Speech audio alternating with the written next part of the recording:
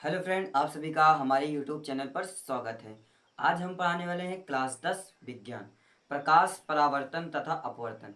इस चैप्टर से हमने हमें आज अध्ययन करना है अपवर्तन के नियम।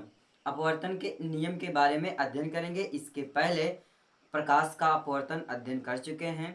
इसमें हम पुनः चित्र के माध्यम से प्रकाश के अपवर्तन के बारे में अध्ययन कर लेंगे और इसमें हम क्या पढ़ेंगे, प्रकाश अपवर्तन के नियम के बारे में। तो यहाँ चित्र पहले हम समझते हैं, चित्र कह क्या रहा है। चित्र में जो कह रहा है वही इसका नियम होता है। चित्र में जो कह रहा है वही इसका क्या होता है, नियम होता है। बस छोटा सा पॉइंट है, ये वायु यानी वायु क्या है, विरल माध्यम है। वायु क्या है, हमारा विरल माध्यम है। यहाँ पे विरल माध्यम लिखा गया है, तो जो विरल माध्यम है वो किस में पाया जाएगा, वायु में। वायु में कैसा होगा माध्यम, विरल माध्यम यानी कि निर्वात, विरल माध्यम। और जो का ये क्या है, आयताकार। आयताकार जो है वो कांच है। क्या है, ये कांच है, यानी कि कांच में कौन सा माध्यम होगा, सघन माध्यम। सघन माध्यम होगा, ठीक। तो अब क्या होगा, जब कोई प्रकाश किरण, जब कोई, अभी हम क्या बात कर रहे हैं, प्रकाश का अपवर्तन। प्रकाश का अपवर्तन के बारे में चित्र के माध्यम से समझेंगे, उसके बाद नियम जानेंगे, ज्यादा नहीं समझ लेंगे। जब कोई प्रकाश किरण विरल माध्यम से, विरल माध्यम से सघन माध्यम में प्रवेश करता है तो अभिलंब की ओर झुक जाता है।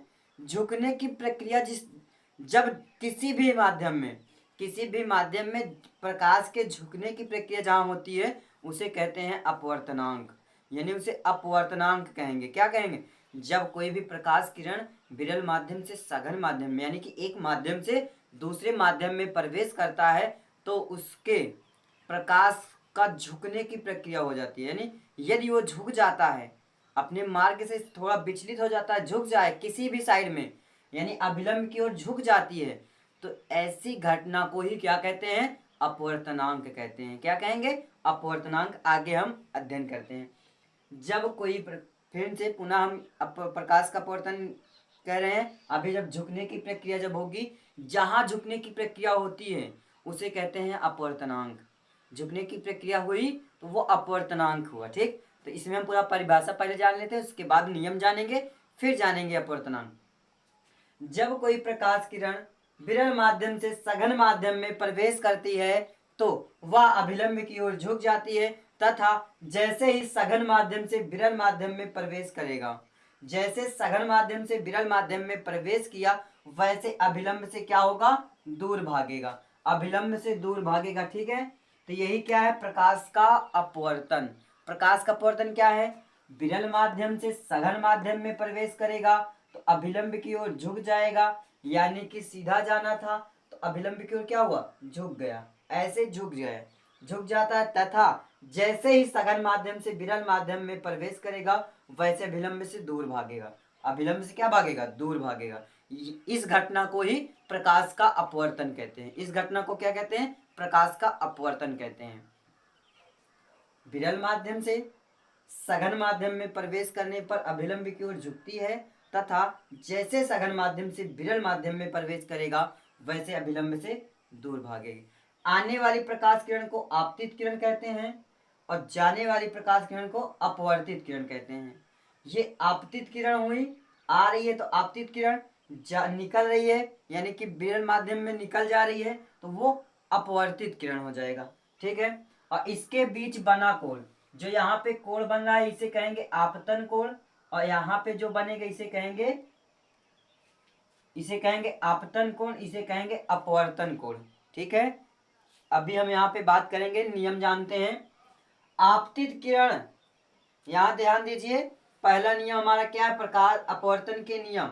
अपवर्तन के नियम में है आपतित किरण, अपवर्तित किरण, आपतित किरण, अपवर्तित किरण तथा अभिलंब तीनों आपतन बिंदु पर होते हैं। जो प्रकाश का परावर्तन में पढ़े थे वही चीज यहाँ पे भी है। ये क्या, कौन सी किरण है, ये आपका आपतित किरण है।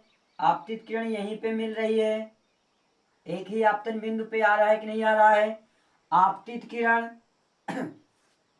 और ये जो निकल रही है यहाँ से आपतन बिंदु से, ये हमारा क्या है, आपतित अपवर्तित किरण, यानी कि ये भी कौन सी किरण है, ये भी क्या है, आपतित किरण है अपवर्तित किरण है। और इसके बीच जो डाला गया लंब है यानी जो अभिलंब है, ये भी तीनों क्या है, एक ही बिंदु पे है, यानी आपतन बिंदु पर है। तो क्या होता है, आपतित किरण, आपतित किरण, अपवर्तित किरण, यानी कि ये जो किरण निकल रही है यहाँ से जैसे आगे बढ़ा वो क्या हो गया, अपवर्तित किरण हो गई, अपवर्तित किरण। तथा अभिलंब, अभिलंब यानी कि ये अभिलंब, अभिलंब तीनों आपतन बिंदु पर होते हैं। ये कौन सा बिंदु होता है, ये बिंदु आपतन बिंदु है, ये क्या है, आपतन बिंदु है। ठीक है, तो हमारा पहला नियम हो गया। दूसरा नियम क्या है, किन्हीं दो माध्यमों, किन्हीं दो माध्यम, एक विरल माध्यम है एक सघन माध्यम है, किन्हीं दो माध्यमों तथा एक ही रंग के प्रकाश के लिए, एक ही रंग के प्रकाश के लिए, ये एक ही रंग है, एक ही रंग के प्रकाश के लिए, प्रकाश के लिए, प्रकाश के लिए आपतन कोण, आपतन कोण यानी कि आई, आपतन कोण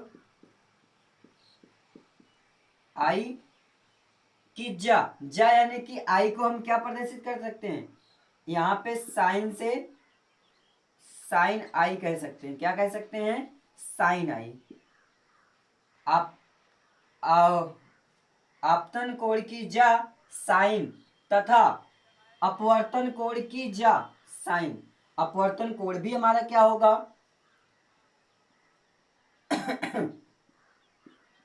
अपवर्तन कोण, अपवर्तन कोण को आर से करते हैं, आर से डिनोट, यानी कि ये इतना हमारा ये हो गया और इसका क्या हो जाएगा साइन आर, अपवर्तन कोण को आर से और साइन आपतन कोण को आई से। तो अब क्या होगा आगे, तथा आगे क्या करें, का आप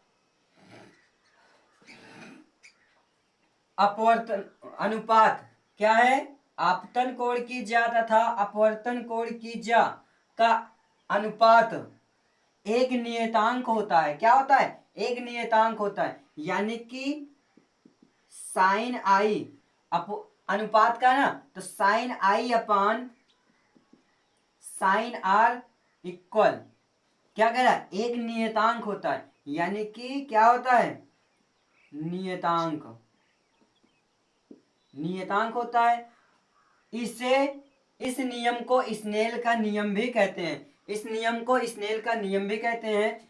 इससे किससे डिनोट करते हैं, यन या म्यू से, यन या म्यू से प्रदर्शित करते हैं। इस चीज को क्या कहते हैं, स्नेल का नियम कहते हैं, इसे आप नोट कर लीजिए। और यह बहुत ही ज्यादा इंपॉर्टेंट है, स्नेल का नियम बहुत जो पूछा जाता है, चाहे तो प्रकाश का परावर्तन के नियम से पूछे, परावर्तन के नियम से तो नहीं पूछता है, लेकिन आपका स्नेल के नियम से जरूर पूछता है। स्नेल का नियम, स्नेल का नियम बहुत ही ज्यादा इंपॉर्टेंट है। आपको अगर आ जाता है बोर्ड एग्जाम में स्नेल का नियम को परिभाषित कीजिए, तो आप यही वाला परिभाषा आपको लिखना है, यही स्नेल का नियम। स्नेल का नियम क्या है, किन्हीं दो माध्यमों तथा एक ही रंग के प्रकाश के लिए आपतन कोण की जा तथा अपवर्तन कोण की जा का अनुपात एक नियतांक होता है, इसे स्नेल का नियम कहते हैं। यानी कि सिंपल सी बात कह सकते हैं, प्रकाश के अपवर्तन, प्रकाश के अपवर्तन कोण की जा तथा आपतन कोण की जा के अनुपात को स्नेल का नियम, अनुपात को, अनुपात एक नियतांक होता है, अनुपात एक नियतांक होता है, इसे स्नेल का नियम कहते हैं। यानी कि आप यहां से लिख सकते हो, यहां से शुरू करो और यहां तक आप लिख सकते हो, ये भी आपका परिभाषा है।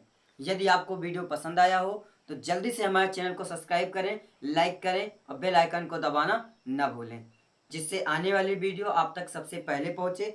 अब आगे हम चलेंगे अपवर्तनांक, इसके बाद अगली वीडियो में अपवर्तनांक के बारे में अध्ययन करेंगे, जिसमें निरपेक्ष अपवर्तनांक और सापेक्ष अपवर्तनांक के बारे में अध्ययन करना है। तो जल्दी से चैनल को सब्सक्राइब कर लें, लाइक करें और बेल आइकन को दबाना ना भूलें। वीडियो में अंत तक बने रहने के लिए आप सभी का धन्यवाद।